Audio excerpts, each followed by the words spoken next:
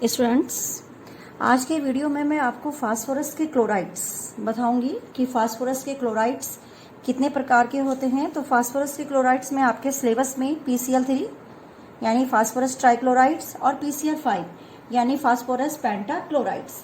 तो पहले हम स्टार्ट करते हैं फास्फोरस ट्राइक्लोराइड यानी PCl3। इसके बनाने का क्या प्रोसेस है। जो गर्म एवं लाल फास्फोरस होता है उसको जब हम शुष्क क्लोरीन गैस प्रवाहित करते हैं तो फास्फोरस ट्राइक्लोराइड प्राप्त होता है। इसके बनाने का मेथड्स लिख रही हूं मैं। मेथड, जब लाल एवं गर्म फास्फोरस में शुष्क क्लोरीन गैस, कौन सी गैस? शुष्क क्लोरीन गैस प्रवाहित की जाती है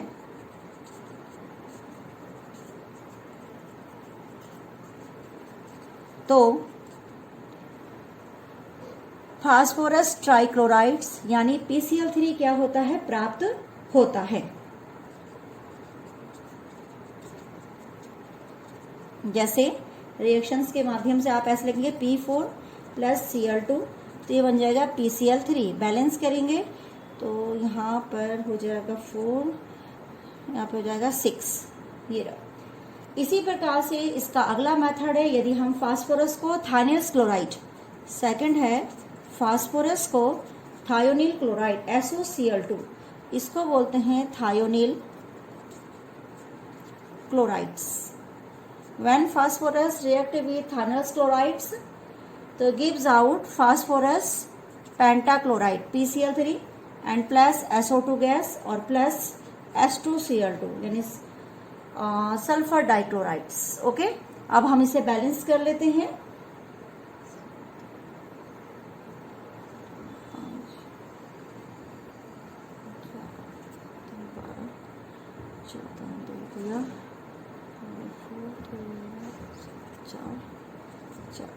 ठीक है, तो इस प्रकार से आपका बैलेंस हो गया है। देख लीजिए एक बार।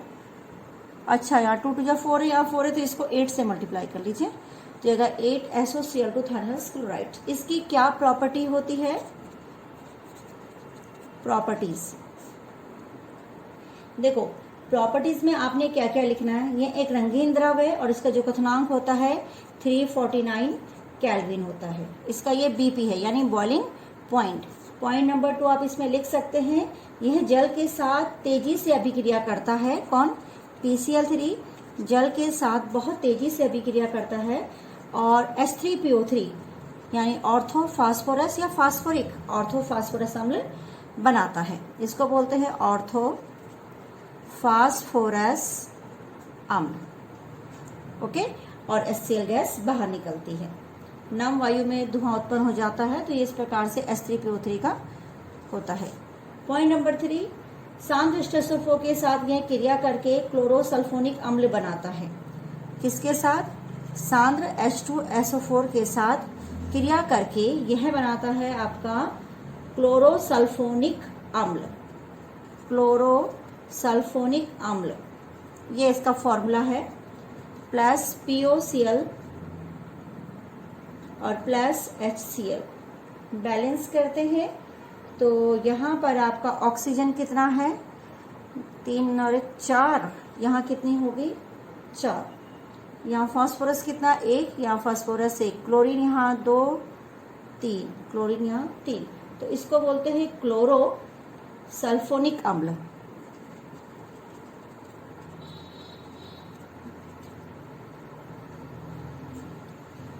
ओके, ये क्लोरोसल्फोनिक अम्ल है। तो इस प्रकार से आपका ये कि PCl3 वाटर के साथ रिएक्शंस करके क्या बनाता है और यहाँ पर इस प्रकार से ये क्रिया करके क्या बनाता है, ये आपके पास है क्लोरोसल्फोनिक अम्ल। और जो ये POCl है, ये पुनः H2SO4 से क्रिया करके जो कंपाउंड मिडिल कंपाउंड बना है, ये दोबारा से क्रिया करेगा और उससे क्रिया करके ये क्या बनाता है। देखिए आप यहाँ पर ये किस प्रकार से उसके साथ रिएक्ट होता है और गिव्स आउट में क्या बनाता है, वो यहाँ पे आपको POCl पुनः क्रिया करेगा, पुनः क्रिया करता है। और किससे क्रिया करेगा वो आपको मालूम है, POCl सॉरी हाँ, plus H2SO4 gives out phosphorus pentachlorides plus SO2 gas और प्लस HCl गैस और plus water.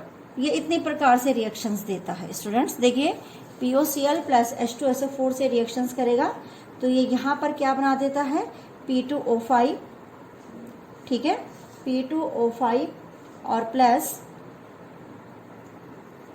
SO2 plus HCl और प्लस क्या बनाता है, H2O बना देता है। तो इस प्रकार से यहाँ पर आपका ये प्रोसेस पूरा होता है। बैलेंस कर लीजिए रिएक्शंस को।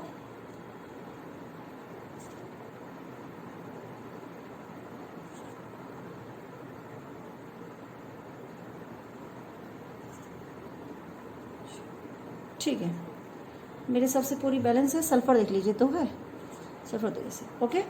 तो इस प्रकार से सिंपल सी इसकी रिएक्शन है। इसी प्रकार मैं नेक्स्ट रिएक्शन के लिए लिख रही क्लोरीन के साथ क्रिया। तो यहाँ पे 3.4 है, react with chlorines, PCl3 plus chlorine से क्रिया करके क्या बनाता है, PCl5 फास्फोरस पेंटाक्लोराइड बना देता है। इसी प्रकार PaCl3 ऑक्सीजन के साथ क्रिया करके फास्फोरिल क्लोराइड बना देता है। ओके स्टूडेंट्स, तो ये इसका कंपाउंड था, किसका, फास्फोरस का chlorides compound PCl3।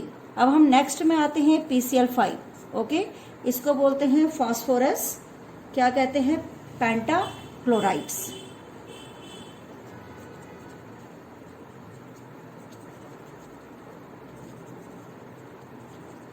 Phosphorus पेंटाक्लोराइड्स। Okay, तो फास्फोरस पेंटाक्लोराइड्स कैसे बनाया जाता है, सबसे पहले इसके मेथड्स लिखेंगे कि किस प्रकार से इसे बनाते हैं। तो फास्फोरस को यदि आप sulphuryl chloride SO2Cl2 sulphuryl chloride से क्रिया कराते हैं तो ये PCl5 और प्लस SO2 गैस बनाता है। इसको बोलते हैं सल्फ्यूरिल क्लोराइड्स। और जो SOCl2 होता है वो थायनल्स क्लोराइड कहलाता है। दोनों में अंतर है, इसका यहाँ पे लिख लीजिए, सल्फ्यूरिल क्लोराइड्स। ओके, ये क्रिया हो गई। इसी प्रकार से इसका सेकंड स्टेप है, यदि फास्फोरस ट्राइक्लोराइड्स को आप SO2Cl2 यानी सेम इसी से रिएक्शंस कराएंगे तो ये बना देगा फास्फोरस पेंटाक्लोराइड और SO2 गैस बना देगा।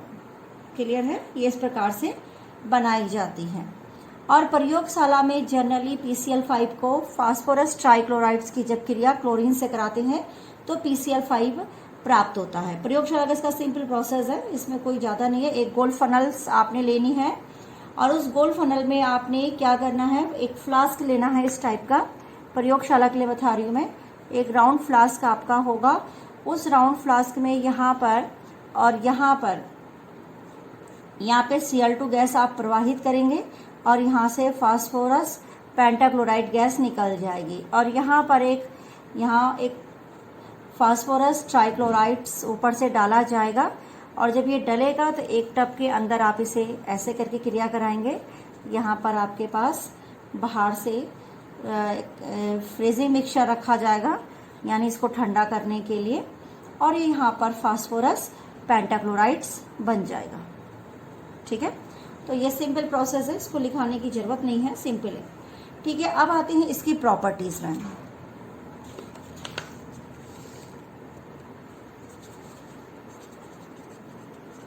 Properties of PCl5। PCl5 के गुणधर्म क्या होते हैं, सिंपल है। पहले यह जल से क्रिया करेगा, जैसे वो करता है। जब ये जल से क्रिया करता है तो फास्फोरिल या फास्फोरस ऑक्सोक्लोराइड या फास्फोरिल क्लोराइड्स कहते हैं इसे, ये HCl भी बनाता है। ठीक है, PCl5 अगर आपका पूरा ना हो, यानी PCl5 में अगर यहाँ पे जल की मात्रा सफिशिएंट ना हो, अनसफिशिएंट हो या इनसफिशिएंट हो, तो इनसफिशिएंट होने पर वो इस प्रकार का प्रोसेस बनाता है। यदि इसी का सेकंड पार्ट है, PCl5 में जब एक्सेस वाटर डाल देते हैं, ये क्या मात्रा क्या एक्सेस हो गई, तो ये बनाता है H3PO4 यानी फास्फोरिक एसिड और प्लस HCl। ओके, तो एक्सेस में नेचुरली है, इसकी मात्रा ज़्यादा होगी और यहाँ पर आप इसे बैलेंस करेंगे तो ये 5 हो गया। ओके, ऐसे ही यहाँ पर ठीक है वो बैलेंस है, वहाँ पे क्लोरीन कितनी है 3 और 2 5 ही है। उसके बाद मेटल से क्रिया, थर्ड पार्ट है फास्फोरस PCl5 मेटल से क्रिया कर रहा है। जैसे मैंने जिंक से क्रिया कराई तो ये बना देगा PCl3 और जिंक क्लोराइड्स। एक आप दूसरा मेटल ले सकते हैं, कॉपर लेना चाहे तो कॉपर ले लीजिए। जब ये कॉपर से क्रिया करेगा तो सेम कंपाउंड तो यही बनाएगा, बस यहाँ पे CuCl बना देगा, यानी CO2Cl2 दूसरे से भाषा में ये कहेंगे। उसके बाद फोर्थ आती है प्रॉपर्टी इसकी कि ये सल्फ्यूरिक अम्ल से क्रिया करके क्लोरोसल्फोनिक एसिड्स बनाता है, जैसे वहां बनता है। ठीक है, यहाँ पर आप लिखेंगे PCl5 react with H2SO4 gives out, ये बन जाएगा आपका ClSO3H और प्लस POCl3 और HCl। ठीक है, ये रिएक्शंस होगी, इसको कहते हैं आप क्लोरोसल्फोनिक एसिड्स। इसी प्रकार सल्फर डाइऑक्साइड से फिफ्थ रिएक्शंस होगी, PCl5 सल्फर डाइऑक्साइड से क्रिया करके थायोनिल्स क्लोराइड बनाता है। क्या बनाता है? थायोनिल्स क्लोराइड, इसका नाम है थायोनिल क्लोराइड।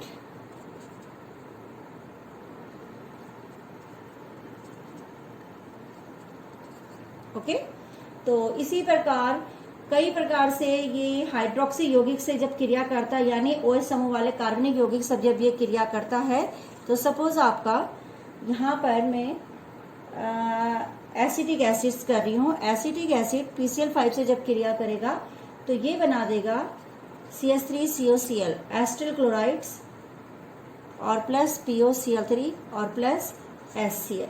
इसी प्रकार से अगर हमारे पास अल्कोहल्स ग्रुप हो तो C2H5OH प्लस PCl5 और गिव्स आउट, यहाँ पे बना C2H5Cl प्लस POCl3 और प्लस HCl। ओके, तो ये रिएक्शन है प्रॉपर्टी ऑफ PCl5 की कि एक्सेस वाटर के साथ ये फास्फोरस अम्ल देता है, ऑर्थोफॉस्फोरस अम्ल, और अगर एक्सेस ना हो, इनसफिशिएंट हो, यहाँ पे आप लिख सकते हैं इसमें इनसफिशिएंट, यानी ज़्यादा मात्रा नहीं है, मतलब जितनी आपको चाहिए थी, तो ये फास्फोरिल क्लोराइड्स बनाता है POCl3। ओके, तो इस प्रकार से आपके पास ये मैंने कंपाउंड्स ऑफ फास्फोरस के ट्राई हैलाइड्स और पेंटा हैलाइड्स आपको यहाँ पे समझा दी। ओके, अब हम इसके बाद ऑक्सो एसिड्स ऑफ फास्फोरस पढ़ेंगे। क्या पढ़ेंगे? Oxo acids of phosphorus. तो चलिए स्टूडेंट्स, नेक्स्ट टॉपिक हमारा है इसी में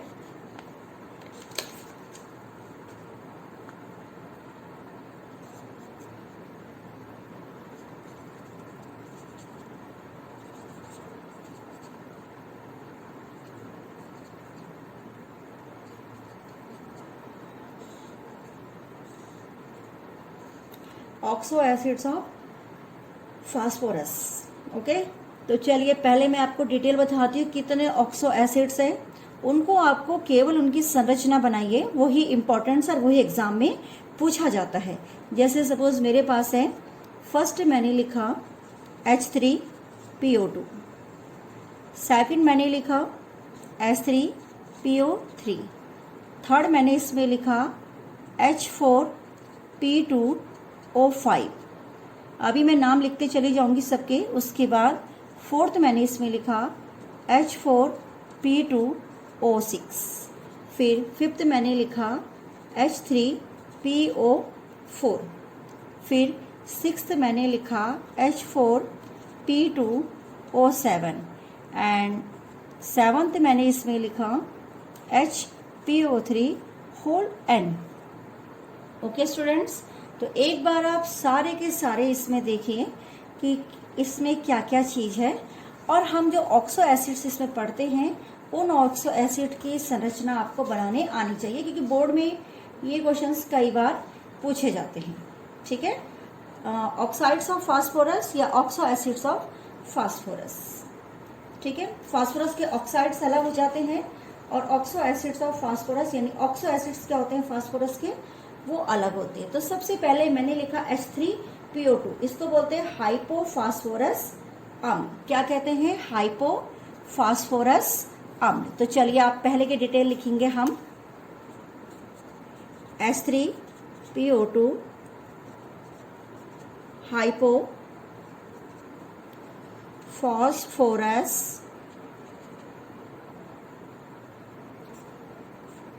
या फिर इसको दूसरा बोल सकते हैं फॉस्फेनिक। ठीक है, क्या बोल सकते हैं? फॉस्फेनिक एसिड्स। ठीक है, हाइपोफॉस्फोरस या फॉस्फोनिक एसिड्स। क्लियर हो गया? अब सबसे पहले मैं इसका स्ट्रक्चर्स बनाऊंगी कि इसका स्ट्रक्चर्स क्या बनता है, इसका ऑक्सीडेशन स्टेट क्या है। ओके, और इसमें जो बॉन्ड होते हैं कितने, क्या क्या बॉन्ड होते हैं। ठीक है, बॉन्ड एंड देयर नंबर्स, कितने बॉन्ड्स और कितने उसके वो होते हैं। तो सबसे पहले मैं देखो इसका आपको स्ट्रक्चर्स बता रही हूँ, आप ध्यान से देखिएगा इसका स्ट्रक्चर्स को कि किस प्रकार से इसका स्ट्रक्चर्स बनाया जाता है। ठीक है, तो चलिए स्ट्रक्चर्स हम स्टार्ट करते हैं। कितने हाइड्रोजन से इसमें? 3। फास्फोरस कितना? 1। और ऑक्सीजन कितनी है? 2। तो देखिए मैं इसका स्ट्रक्चर्स बना रही हूँ, आप ध्यान से देखिएगा। मैंने लिखा P, इसमें आया H, यहाँ पे भी H और यहाँ पे OH, डबल बॉन्ड O। तो काउंट कीजिए पहले, ऑक्सीजन 2, हाइड्रोजन 3 और फास्फोरस 1। अब आप चाहें तो इसको जो मैंने बना रखे हैं, ठीक है, यहाँ पे 2H और एक OH है। क्लियर हो गया? और एक क्या है? ऑक्सीजन से आपके पास। ठीक है, तो जो इसका स्ट्रक्चर्स आपको दिख रहा है ये फास्फोरस अम्ल का है। क्लियर हो गया? अब इसमें बेसिसिटी कितनी होती है? बेसिसिटी इस पे डिपेंड करती है कि जितने हाइड्रोक्सिल समूह इसमें आएंगे, यानी कितने हाइड्रोक्सिल इसमें भाग लेते हैं। पहले इसका ऑक्सीडेशन स्टेट लिखती हूं मैं। Oxidation state, this is a +1 oxidation state of phosphorus. किसका ऑक्सीडेशन स्टेट बता रहे हैं इसमें? फास्फोरस का। उसके बाद इसमें आप लिखेंगे 1 POH बॉन्ड है, उसके बाद 2 PH बॉन्ड है और फिर लिखेंगे 1 P double bond O bond है। ओके, P के साथ डबल बॉन्ड O है। क्लियर है? तो हम जो यहाँ पे ऑक्सो एसिड्स बना है आपका पहले नंबर का, तो उसमें आपका जो बेसिसिटी है यानी जो उसकी क्षारकता है वो कितनी है? 1। जितनी होगा उतनी उसकी क्षारकता होगी। बेसिसिटी पूछी जाएगी एग्जाम में, तो बेसिसिटी कितनी होगी इसकी, यानी क्षारकता कितनी है? 1। ओके, फिर आते हैं 2 पर। 2 यानी H3PO3, जो मैंने लिखा है H3PO3, इसको बोलते हैं ऑर्थो फास्फोरस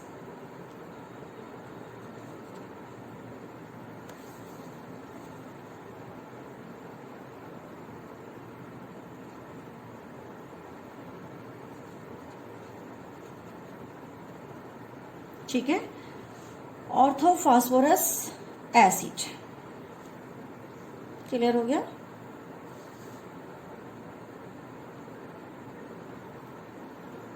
H3PO3 क्लियर है? इसमें फास्फोरस की ऑक्सीडेशन स्टेट कितनी होती है? +3 होती है। फास्फोरस की ऑक्सीडेशन स्टेट इसमें कितनी होती है? 3 होती है। अब हम इसका स्ट्रक्चर्स बनाएंगे H3PO3 का। देखिए यहाँ पे मैंने लिखा P, एक H, OH और OH, double bond O, oxygen 3, hydrogen 3 और फास्फोरस कितनी है? 1। ऑर्थो फास्फोरस एसिड्स H3PO3, इसकी बेसिसिटी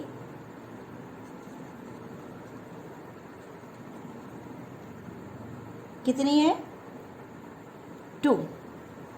2 हाइड्रोक्सिल आयन है तो इसकी बेसिसिटी कितनी होगी? +2 होगी। और ऑक्सीडेशन स्टेट कितना होगा इसका? 3 होगा। ठीक है, वो ऑक्सीडेशन स्टेट है। क्लियर हो गया? अब आते हैं अगले वाले में H4P2O5। स्टूडेंट्स नेक्स्ट बनाती हूँ मैं। यहाँ पे आप लिख सकते हैं P डबल बॉन्ड O, ये 1 है। P OH ये कितने हैं, 2 हैं। और P के साथ H का बॉन्ड कितना है, 1 है। ओके, ये स्टूडेंट्स नेक्स्ट है हमारा पायरोफॉस्फोरस एसिड H4P2O5। अब मुझे इसका स्ट्रक्चर्स बनाना है, तो हम कैसे बनाएंगे। ओके, तो हमने सबसे पहले क्या किया, यहाँ पर इसका स्ट्रक्चर्स बनाया। फास्फोरस, ऑक्सीजन, ये हो गया H, ये हो गया OH, फिर यहाँ पे O, फिर इसको फास्फोरस से जोड़ दिया O, फिर ये H और फिर ये OH। ओके, ये इस तरीके से बनेगा। तो यहाँ पर P डबल बॉन्ड O और PO, देखो ऑक्सीजन 2 3 4 5, तो P डबल बॉन्ड O कितने हैं, 2। फिर POH कितने हैं, 2। फिर PH कितने हैं, 2। ओके, तो इस प्रकार से यहाँ पर बनाया गया है। अब इसकी जो P की ऑक्सीडेशन स्टेट है, ऑक्सीडेशन स्टेट ऑफ P कितना है, +3, और ये कितने OH ग्रुप है, 2। तो इसकी जो बेसिसिटी है ये कितना है, 2 है। इसकी बेसिसिटी कितनी है, 2 है। ओके, तो इस प्रकार से हमारा ये पायरोफॉस्फोरिक एसिड्स कंप्लीट हुआ, पायरोफॉस्फोरस। ओके, अब आते हैं इसके बाद जो नेक्स्ट था वो था आपके पास, आप देखिएगा अपनी बुक में मैंने क्या लिखाया आपको, वो देखो, नोट करो कि इसके बाद नेक्स्ट वाला क्या आया था आपके पास। नेक्स्ट होगा आपके पास हाइपोफॉस्फोरिक एसिड्स। देख लीजिए, हाइपोफॉस्फोरिक एसिड्स।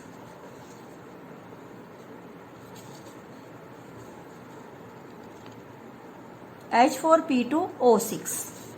ओके स्टूडेंट्स, तो मैं वही लिखाने जा रही हूं आपको, H4P2O6, इसको बोलते हैं हाइपो।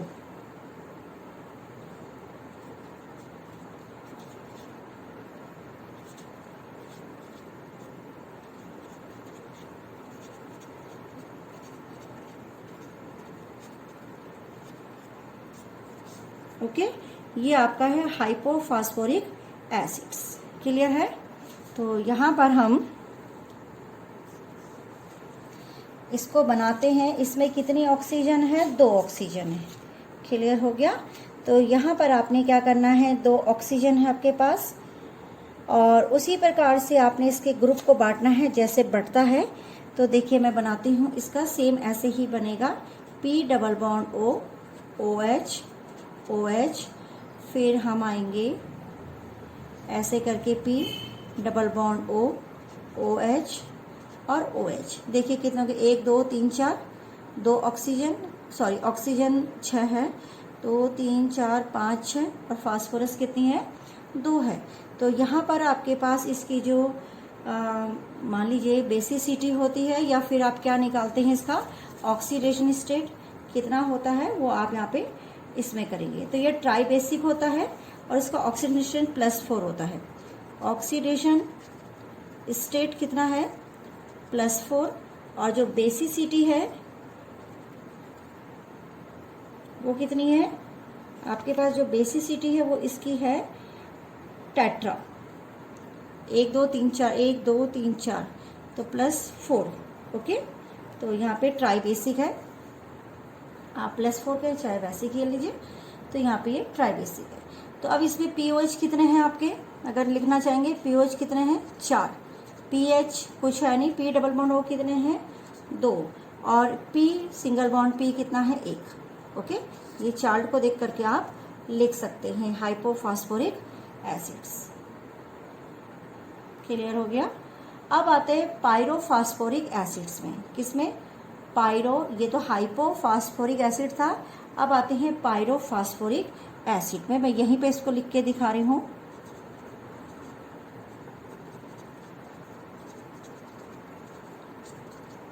इसका फॉर्मूला होता है H4P2O7। ठीक है, तो अब पहले मैं इसका डायग्राम बनाती हूँ। P double bond O, O H, O H और ओ, ओके। फिर यहाँ से ये पी में गया, double bond O, O H और ओ एच। तो 1 2 3 4 5 6 7, 2 ऑक्सीजन, ये पूरा कंप्लीट है। तो इसमें पी ओ एच कितने हैं? 4। पी एच कितने हैं? कोई नहीं है। पी डबल बॉन्ड ओ कितने हैं? 2 हैं, जितने आपको दिख रहे हैं, ओके। और पी ओ पी कितने हैं? 1। क्लियर? तो इसकी जो ऑक्सीडेशन स्टेट है वो +5 है, ऑक्सीडेशन स्टेट। और जो इसका क्या है? टेट्राभास्मिक है। कितना है ये? टेट्राभास्मिक। ये क्लियर हो गया? तो इस प्रकार से आप इसको इतने को करेंगे। क्लियर हो गया? तो ये आपके पास फॉर्मेट मैंने आपको बताया, इतने टाइप के हैं। अब हम देखते हैं नेक्स्ट हमारा क्या है। HPO3 होल N ये वाला है, और H3PO2 दो ही बचे हुए हैं। नहीं, H3PO4 रह गया हमारा, और एक रह गया हमारा HPO3 होल N। तो H3PO तो आप बहुत इजीली लिख लेंगे। तो चलिए नेक्स्ट पेज में आते हैं।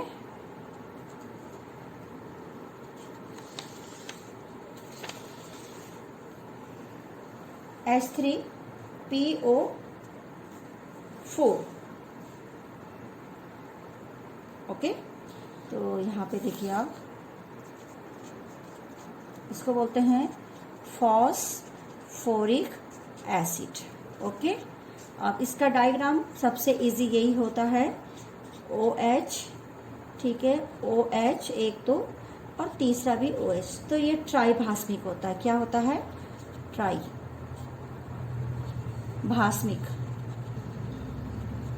ओके। और यहाँ पर इसकी जो ऑक्सीडेशन स्टेट होती है, यानी ऑक्सीकरण संख्या, वो कितनी होती है? +5। अगर आप निकालेंगे तो +5 निकलेगी, ठीक है।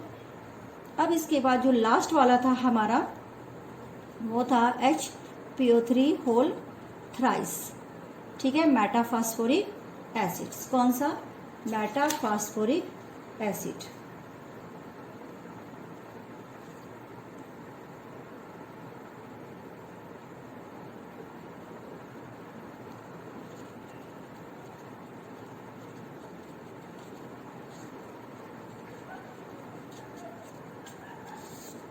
ठीक है, अब हम इसको लिखते हैं। तो यहाँ पर फास्फोरस डायग्राम बना रही हूँ, इसका O, फिर फास्फोरस, फिर O, फिर यहाँ पे O, और ये ऐसे करके P तक है। क्लियर हो गया? फिर P double bond O, P के साथ सिंगल बनाएगा OH, फिर यहाँ पे P डबल बॉन्ड O, फिर OH, फिर P डबल बॉन्ड O, और ये क्या हो जाएगा? OH। ये इस प्रकार से बना, ठीक है। तो यहाँ पर ये इसको बोलते हैं मेटाफॉस्फोरिक एसिड्स, ठीक है। तो मेटाफॉस्फोरिक एसिड्स में आपको ये क्या दिख रहा है? ऑक्सीडेशन स्टेट इसकी निकालेंगे हम, और क्या निकालेंगे साथ में? मेटाफॉस्फोरिक एसिड के ऑक्सीडेशन स्टेट के साथ क्या निकलेगा? कितना भास्मिक है? 1 2 3। तो ये यहाँ पर इसके पास, सबके पास OH ग्रुप कितने हैं? 1 2 3, ठीक है। इसमें लिखेंगे 3 तो क्या है? POH है, और 3 ही इसमें P डबल बॉन्ड O है, और 3 ही इसमें POP है, ओके। तो ये सब आपके 3 3। क्लियर हो गया? तो ये मोनोभास्मिक कहलाता है। क्या कहलाता है? मोनोभास्मिक। तो यहाँ पर मैंने आपको इसके सारे जो हमारे फास्फोरस के ऑक्सो एसिड्स है वो सारा आपको बताया है। तो आप इसको पिक खींच करके और अपनी कॉपी में नोट कीजिएगा।